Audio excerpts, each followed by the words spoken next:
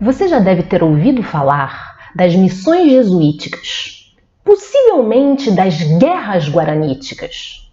Mas isso, sob o ponto de vista de 4 soldados, tem um colorido todo diferente. Quer saber mais?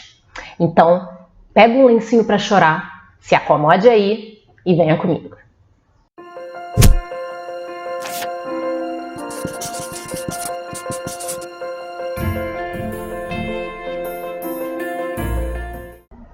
Oi, queridos! Eu sou Adriana Tourinho e sejam todos muito bem-vindos para o programa Lugares da Literatura, onde a gente fala da ambientação em livros. E hoje a gente está muito bem servido com o romance de Samir Machado de Machado, chamado 4 Soldados. Ele fala de 4 soldados que viviam no Brasil no século XVIII. São eles Licurgo, Antônio Coluna, Andaluz e Silvério. São 4 histórias independentes, mas o autor ele deixa um laço para o leitor atar. E ele usa pitadas de português arcaico que não prejudicam a compreensão, mas que dão aquela coisa de português antigo ambientando a história. E são histórias assim com fantasia, aventura, drama, que descortinam o ambiente da guerra de fronteiras entre portugueses e espanhóis. Então eles mostram os soldados que estavam submetidos ali às coroas ibéricas, mas que viviam na corda bamba entre a luta de espanhóis, portugueses e missionários. Então, ao mesmo tempo que eles enfrentam bestas fantásticas, mulas sem cabeça, eles também estão num ambiente de guerras sanguinárias e perseguições. E isso é feito com um narrador muito divertido, que tem novidades, surpresinhas ao longo da narrativa. Quem não conhece muito bem as guerras guaraníticas pode ficar um pouco perdido aí com a história, mas é um motivo a mais para ir buscar essa história que é tão pouco conhecida, tão pouco explorada no Brasil. E pessoal, olha, tem que ter muito amor no coração para não perder a fé na humanidade quando a gente estuda as guerras guaraníticas, porque o negócio foi violento.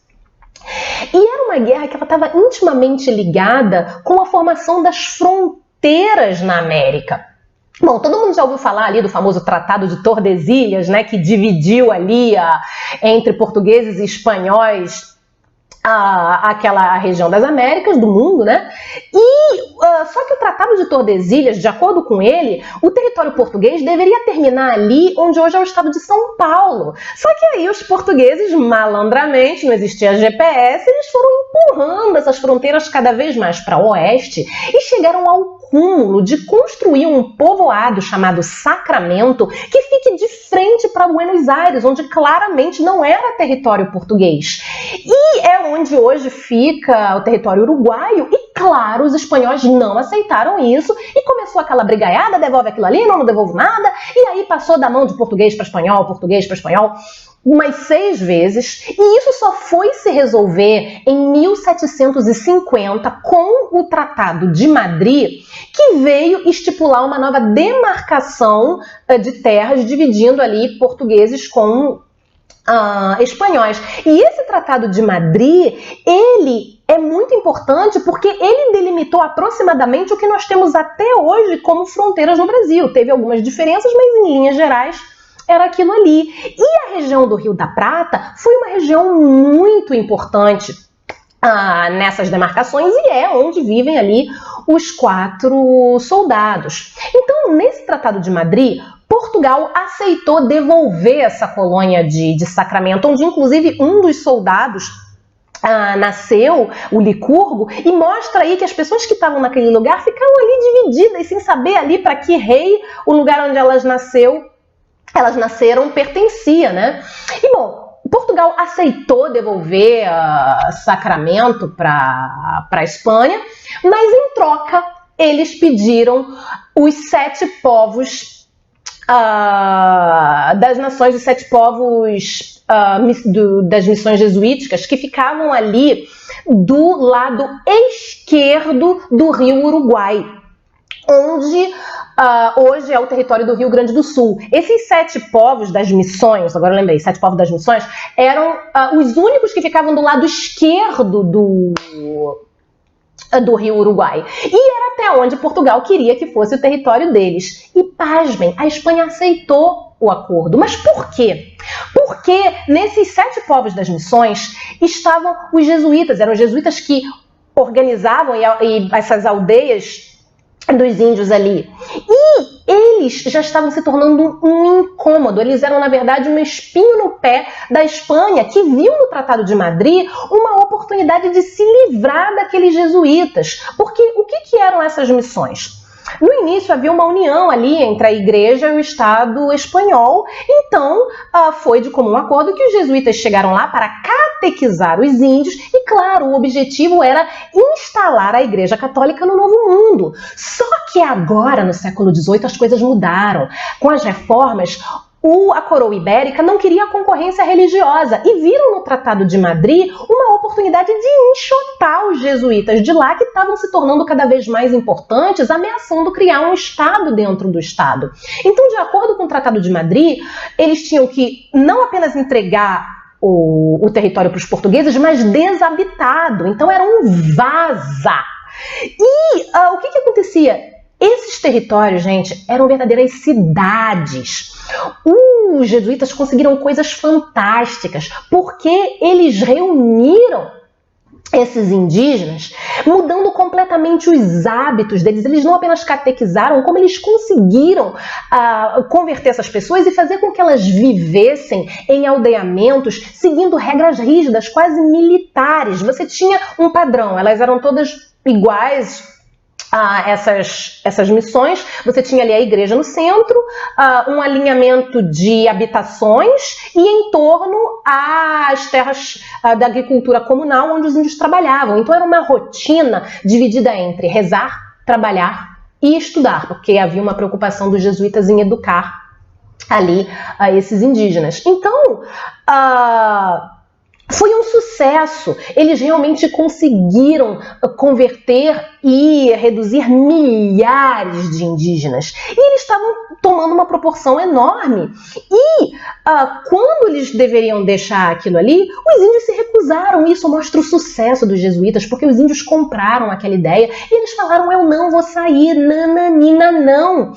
Eles estavam lá há décadas, sem contar há séculos, desde que os guaranis ocupavam aquela região, e disseram que não saíram. Os religiosos ainda tentaram uma mediação, convencendo os índios a sair, não conseguiram, tentaram pedir mais tempo e ainda foram acusados de serem os aliciadores dos levantes indígenas, e esse foi o início do fim dos jesuítas, né, que depois acabaram caindo em desgraça, sendo até expulsos depois dos reinos. Então, os índios, eles se recusaram a sair, fizeram guerrilhas, impediram demarcações e assassinavam os cientistas que iam ali, que vinham da Europa inteira para fazer as demarcações. Não teve jeito. E, claro, houve uma reação dos europeus. Então, houve uma coligação luso-espanhola para combater esses levantes. E houve 2 grandes campanhas. A primeira em 1554, que os portugueses e os espanhóis não conseguiram. Eles tiveram que entrar em uma trégua. Os indígenas se estabeleceram, ficaram lá, mas aí depois eles voltaram com força total.